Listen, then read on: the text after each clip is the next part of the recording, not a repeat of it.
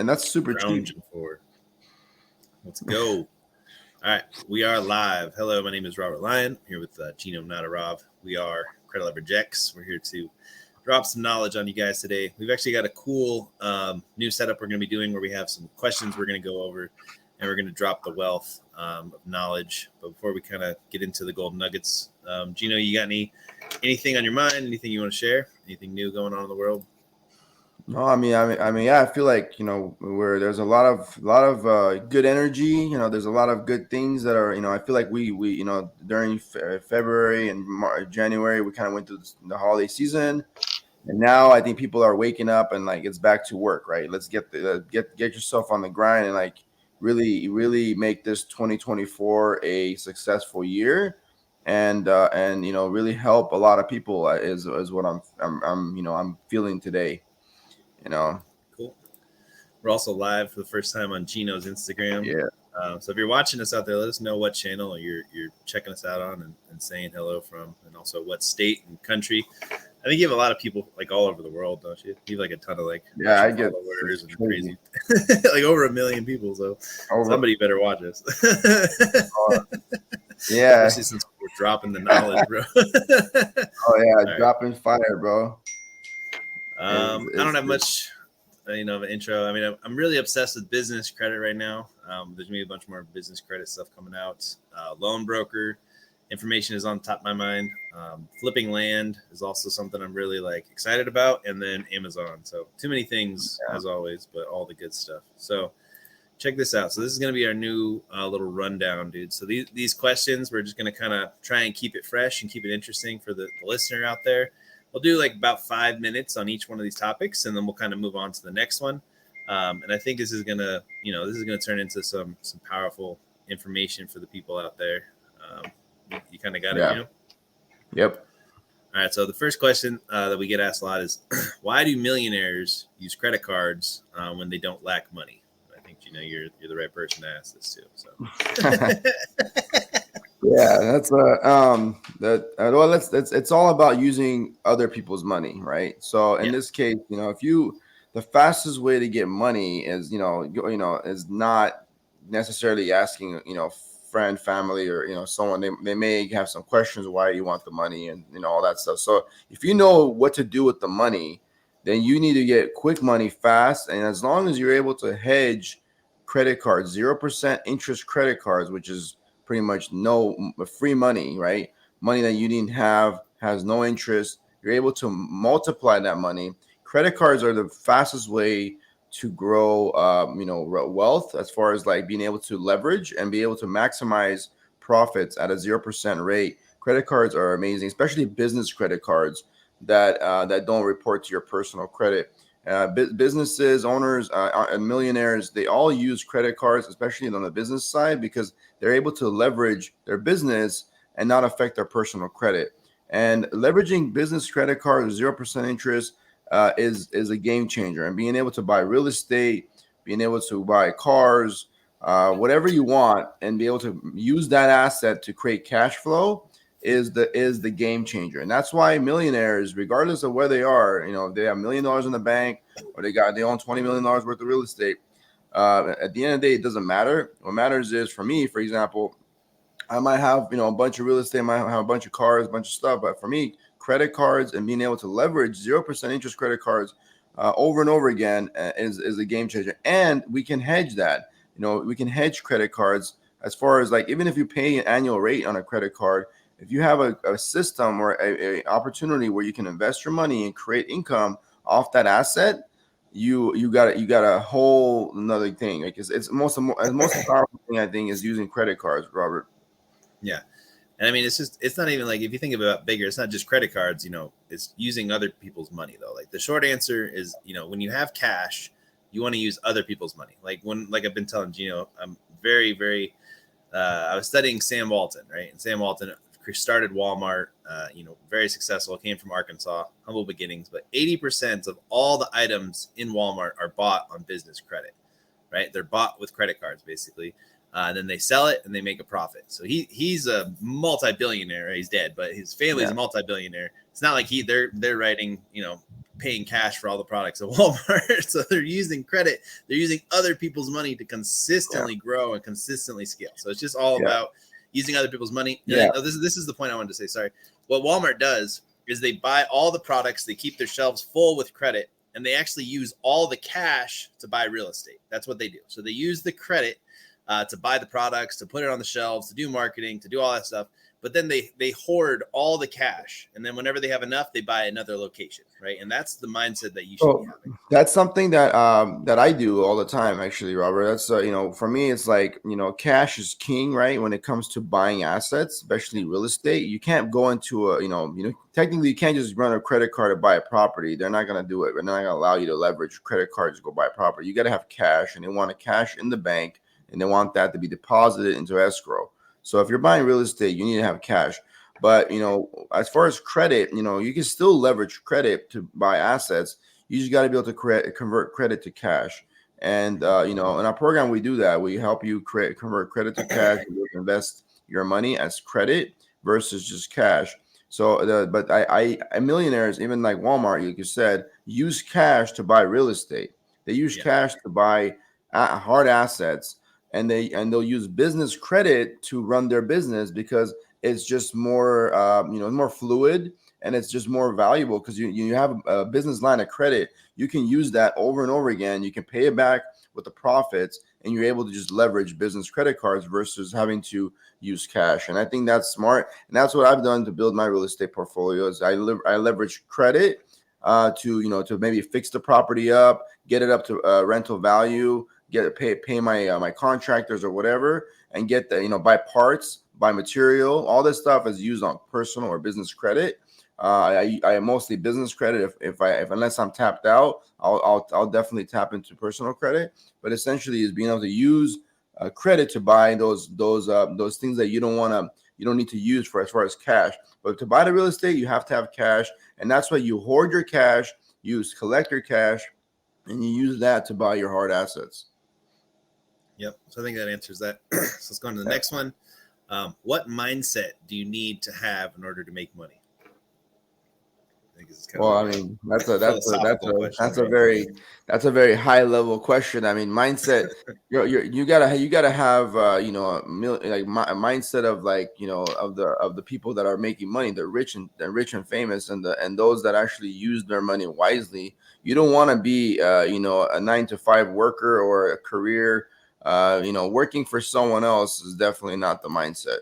So you have to definitely change that mindset when you should work for yourself, or you should work for a company that does what you love, and make sure that you're able to exponentially grow. You don't want to have a ceiling. A glass ceiling is the biggest issue anybody has, is when they get either a paycheck, an hourly rate, or they get a salary. The moment they get a salary that's the moment that they kiss their dreams away, because at that point you're just basically you're stuck at that salary, and you got to perform at a certain level. You got to beg your boss to get some more money, and it's just ridiculous. Your performance does not reflect what you're making. So the biggest thing is being able to have a mindset that you're able to grow continuously and have an opportunity that you can do that is where you need to start thinking. And on top of that, being able to change your safe zone. You need to get out of your safe zone and stop being comfortable. You need to be uncomfortable in order to be able to grow. So if you're comfortable right now, then you're not growing. You're not changing the way you're thinking. You're just you're content, and you just want to stay comfortable, and it's nice and comfy where you are. Well, guess what? You're never going to make that $1 million. You're never going to be a millionaire. You're never going to make that investments. You're never going to be able to do the things that you may want to do, buy that, $1 million, $2 million, $3 million house, because you're not going to be able to change your mindset. So I think the mindset is key to anybody's success, especially when you're starting off, you're coming out of high school or college. You got to start thinking big. And if your mindset is not about thinking big, like you want that Lambo, you want that amazing house, well, you're not going to get it if you are not going to change your mindset. You're not going to think big. You're not going to put the work in, and also be able to find a vehicle that's going to get you there. It's not going to be, unfortunately, I'm one that went through this going, it's not going to be going to school and getting a job and getting a career. It's not. It's going to be something that you yourself will love and you want to do. And it's, to me now, I see the light. It's primarily being able to get into something that you actually love. And in this case, potentially doing sales or marketing. And those are the two things that if you love sales, you can make a lot of money. And if you love marketing, you can make a lot of money. But you have to be able to have the vehicle to do that. Yeah. And then I think you have to be an opportunist, right? You have to, not like in a bad way. People take it wrong. People think making money is like bad, but you're just dumb if you think that. Making money is good. Making money is great. Making money opens up opportunities. Making money makes the world go round, right? So in order to make a lot of money, you have to see opportunities. Like the first step is always like you're gonna have to do a shitload of work, but you're gonna have to add value to the marketplace. Like there's something uniquely, there's something unique you can do that someone will pay you money for. It may not be that unique. It might just be cutting lawns or throwing out trash or moving stuff, right? But there's an opportunity there. They don't want to do it. They'll pay you money to do it. That's the first thing. So you have to see those opportunities. And then like Gino's hat, if you want to make a lot of fucking money, you got to 10x it. You got to think bigger. So then if it's just, okay, if I can cut a lawn and I can make $20, what if I get somebody else to cut a lawn? I make 10, they make 10. And then now I have other people working for me, right? That's leverage. And then you can basically get it even bigger where you start to add sales and marketing like you were talking about. So then you had an opportunity, you did the work first, you hired somebody else, you created a system that generates more business, and now you're making lots of money, right? And you've made a system that makes you money. The key thing with money is it's not a one-time deal. It's a repetitive stream of systems of things that happen over and over and over that put money into your bank account, right? So that's how you need to make money. And I think that's what you have to do. You got to add value. You got to be an opportunist. You have to fucking do the work. You have to create a system. And then you also just have to think differently, right? I think I've always been very entrepreneurial. I don't see as many kids, that are kind of younger nowadays, very entrepreneurial. They're all kind of lazy. They just kind of want to, run the tab up on their parents. And they don't have that. Like, I always wanted to make money, man. I was like always out there wheeling and dealing. It was fun to me, So you gotta have that. You gotta love the numbers and you gotta love the hustle, And the mindset, I think that, just to touch on the mindset is really just being able to realize that, money is not everything. Okay. Right. It's about what your goal, as far as like, if you want to help people, you want to do something good in this world, you want to do something impactful, money is just a byproduct of that. Okay. So the only thing is you need to realize the mindset has to be, don't go after the money. Well, money is going to get you, it's going to come. And that's the one thing I think when somebody told me this before, don't worry about the money will come. Just do what you love. Right. And it's kind of like, it's kind of cheesy, but it really is the truth, because if you love to do something and you really put your mind, you're not going to give that same 120, 110, 120% that you are going to do what you love versus you are going to do it for your job, which you don't love and you don't really care about. Right. Mm-hmm. You're going to do a lot more work for something that you love. And that mindset, that shift is really what it comes down to. And also being able to really, think about money is just a byproduct of freedom. Okay. Right. Realize that, mindset is. I think freedom is the bigger flex. Exactly. Money. It all comes down to, it's not about having a Lamborghini or a nice car. It's all about having the freedom to do what you want, when you want, and whenever you want. And that's really what it comes down to, is being free of the financial system that's being placed for us in order for to keep people working and doing what they need to do just to survive. Now, if you're okay with that kind of lifestyle, there's nothing wrong with that. You can live and your entire life working for someone else and make money. But if you want to be able to do something bigger, you want to 10x your life, you want to change the game, you need to start thinking differently. And that's what we teach at Credit Leverage X. We teach you to change your mindset, to start focusing on things that are more important, that you love, that you want to do, and really, make your dreams come true. That's what it comes down to, Yeah, I think we nailed it. All right, let's go to the next one. I think we'll probably have different answers for this one, so it's kind of cool. So what do you think, Gino, are the 3 best things to spend your money on? That's a good one. I think before it was, I would say, the only thing I would spend money on is assets, but I would never spend my money on anything else unless it makes me money. That's when you first start off. You should definitely not spend your money on things that don't make you money. Only spend your money on things that make you money. That's the number one rule. Besides that, if you're spending money, make sure you're buying assets or things that have value or are able to sustain the value that you bought them for. So you're not losing your money over time, depreciation.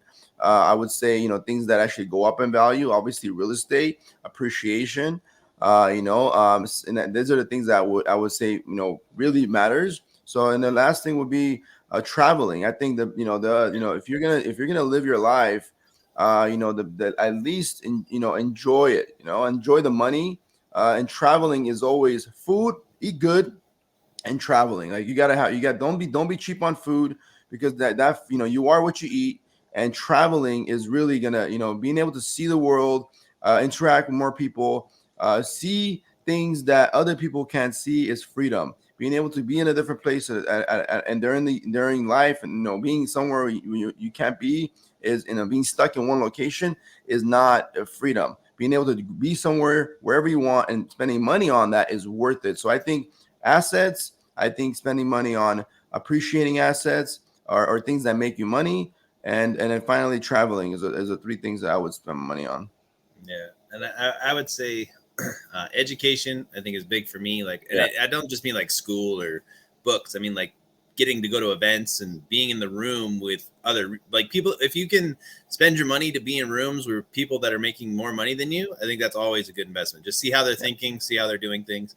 The number two, like you said, travel, but I would change it to experiences, right? I would say spend your money on experiences. Like going in, me when I was younger, I joined the military and I got to live in Germany, right? So that was probably one of the best experiences of my life. Like I got to go and live in another country, and I got paid to fucking be there and be a little shithead in the army, So that was cool. Like I would literally get paid on a Friday. I'd hop in this little tiny piece of shit car and we would just drive all over Europe and then come back totally broke and live in the barracks for a week and then do it again, right? So it was a great experience though. But experiences, it teaches you a lot about yourself and it teaches you a lot about the world, right? The Americans, the biggest problem with Americans is they live in their stupid town and they have beef with all their stupid neighbors and they never get out of their own way and to experience their whole life, right? And the whole world. It's a big world out there. And there's a lot of things that you can learn from other cultures and other people. So I think that's very important. And then number three, I mean, I want to just say leverage, right? Things that you can leverage. Spend money on stuff you can leverage. So spend money on your team, spend money on marketing. Like you said, assets that appreciate something. I think I would, if I could, it'd be like four. It'd be like spend money to get your message out there, get yourself out there, and then spend money on your team so that they'll do the work and help you to thrive, right? Yeah, those 100%. Are the main things I agree with you on that. I think, I mean, I would say education, as well. But I think, I would not be, I guess I can't completely, discard the fact that I went to school and became an engineer, but I didn't do it for no reason. I had to have something, right? So it's like, you need something to get yourself going. And at the end of the day, education, I would also add to that list, Robert. I think education, but education, sometimes, any education, regardless of what it is, will help you get one step closer to your goal. Sometimes just having the right mentor and having the right education is going to 10x your life, or 100x your life, way more than just going to school and getting a degree, for example. And I think that's what a lot of young kids nowadays really should spend their money on, is finding the right mentors. Besides going to school, keep going to school.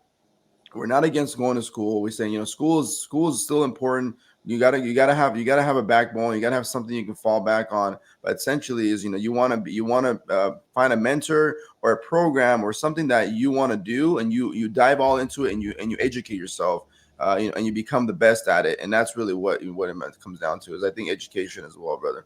Yeah. I mean, honestly, I never learned anything in school except for how to chase girls and get in trouble and play sports. Right? Well, I learned everything after school when it was necessary for me to actually go all in and learn something. You know what I mean? Yeah. So that's kind of what I think. But I think that was a good one. Let's go to the next one. This will be more for you, especially. Is a Rolex considered an asset or a liability? What do you think? That's a good one. I got a few of those. I think. I don't know. Before, I thought it was a liability because I thought it was just a waste of money. But I think it's, if you don't have 30, 40, 50 grand just laying around in your bank where you can just spend money on a Rolex, then it's like, well, would you rather have cash or would you rather have a Rolex? I think, and if you look at it long term wise, I think Rolex has actually outperformed real estate at one point, and I think Rolex is just a brand, right? It's just like any other brand. But the thing about Rolex is, I think it's a asset, because if you're wearing a Rolex and you walk into a room, people are gonna notice. Okay. Yeah. And then when you walk into a room with a Rolex, that just sets the stage. That sets the stage of who you are and what you can afford. Somebody pulling up with a Lamborghini or a Rolex or having an amazing, beautiful house, that sets their lifestyle, and that kind of tells other people that this individual can afford these things.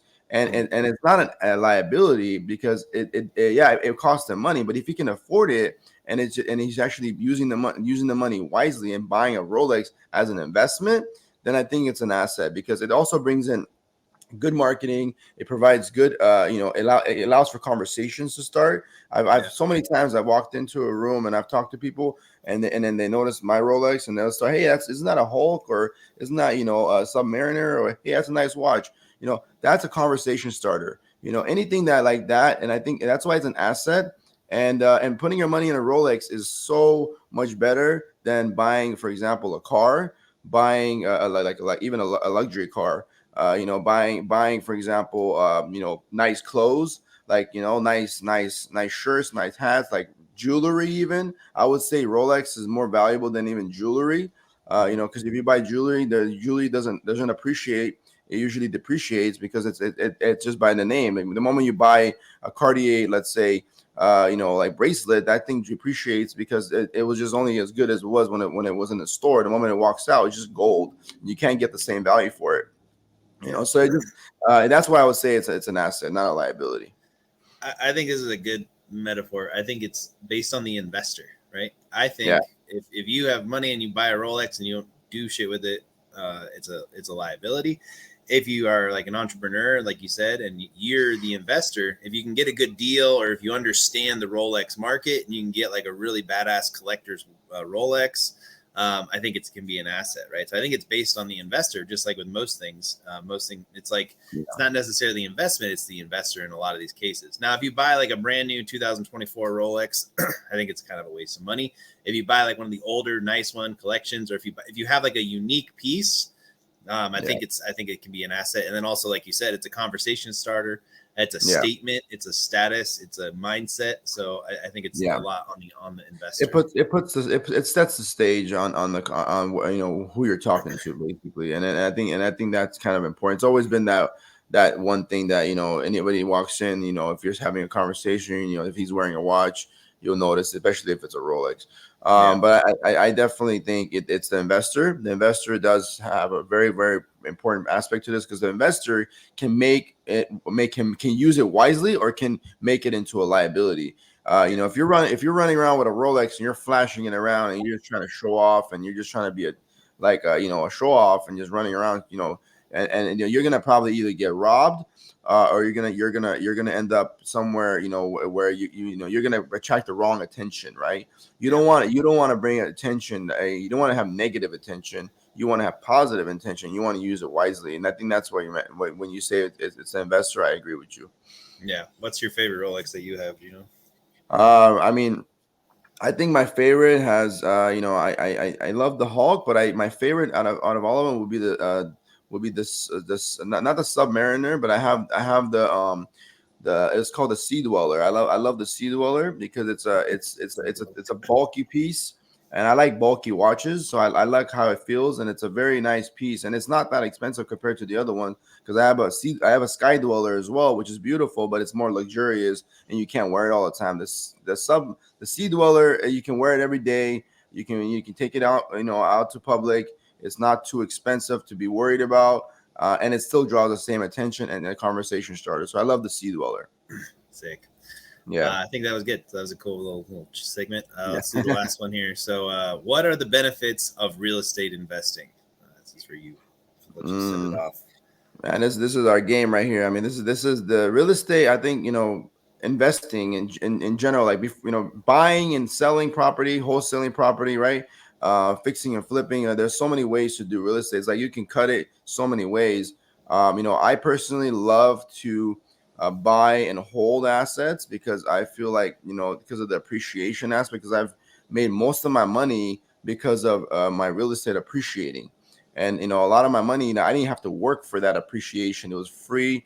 I had tenant pay down on my mortgages, so I was having my mortgage being paid down while the real estate was appreciating. So my wealth just went like this, Yeah. and it's like just exponential. And it's like, but the thing is, you have to be able to manage it. You have to be able to get the right person to help you if you need help. But I think it's even management companies. There's a lot of them out there. They can't do what what I was able to do. Was able to manage the property and also be able to create so much cash flow on one single property. Is what really is a game changer. It's like you can buy a piece of real estate, but if you're only cash flowing $300 to $500 a month, you got to buy a lot of real estate to make some money. You know what I mean? And it's a very slow game. But if you start to see how you can do house hacking, how you can create an additional space, or be able to rent an additional area, or build an additional area, and start to become a developer. So when they ask me what I do, I'm a real estate developer, because I build units and I build additional space, and that's why I'm able to create value. Besides renovating the property and getting it, to rental value, and fixing it up and raising the rent, it's also being able to have additional cash flow by being able to use, real estate already that I have to leverage real estate to build more real estate, and then be able to create more cash flow on single deals versus having to have 30, 40 houses. You can have maybe like 10 or 12 properties, and you can make the same or more money depending on the area. Yeah. I mean, the biggest benefits is like what you're doing today is a HELOC for one of our clients, is basically being able to park your money into something that is going to be able to appreciate, right? Yeah. And going to create more money. And I think that everybody needs a place to live. I mean, I think it is going to be kind of interesting in the future, when they start like pumping out these 3D printed houses, and maybe that will offset the market. But the American dream is still going to be going hard, where you have your house, you have your white picket fence, your yard where you can have your dogs and stuff. I mean, that's kind of dead too, because like it's not like any of your houses; they're all full of renting out the rooms right now. It's like everybody just basically needs a place to park to put themselves on the shelf, right? The human shelf of their bed at night. It depends on your market. Every market is different. You can rent out. I build studios. I build 1 bedroom, 2 bedrooms. And I usually buy my properties, 3 to 4 bedrooms minimum, because I'm able to either rent out the whole house if I want to, or I just rent it out in segments. So they're essentially house hacking. There's ways to make more money off your assets. You don't have to the whole point of the asset is to make money, but also it's always going to be around. People are always going to need a place to live. They're always going to have, that the rental market will always be around. That's regardless. So that's something like you need to eat, you need to sleep, right? Same thing. So those are the benefits, and I would say being able to cash flow on an asset, and the appreciation, and being able to depreciate the losses in your taxes, another benefit of real estate. Being able to own something in the real world. Owning something. So there's and I would say 4 or 5 benefits. Being able to buy an asset, a hard asset that creates cash flow, being able to get tenant buy down, being able to create to save money on taxes, and that's a very important thing. Everybody should own at least one piece of real estate to save money on taxes. And I'm being able to appreciate having an asset that appreciates over time without you having to work for it and make money off that is very powerful. And also being able to have a land, like a piece of land, or having a hard asset, like you said, where you can actually build on, or you can actually rent for your own self, or for others. Essentially, it's you own it, and that's what's owning a piece of real estate in the world is cool. It's like you own this place, this area, this place is ours. Yeah, we might not own the land completely, because there's always taxes.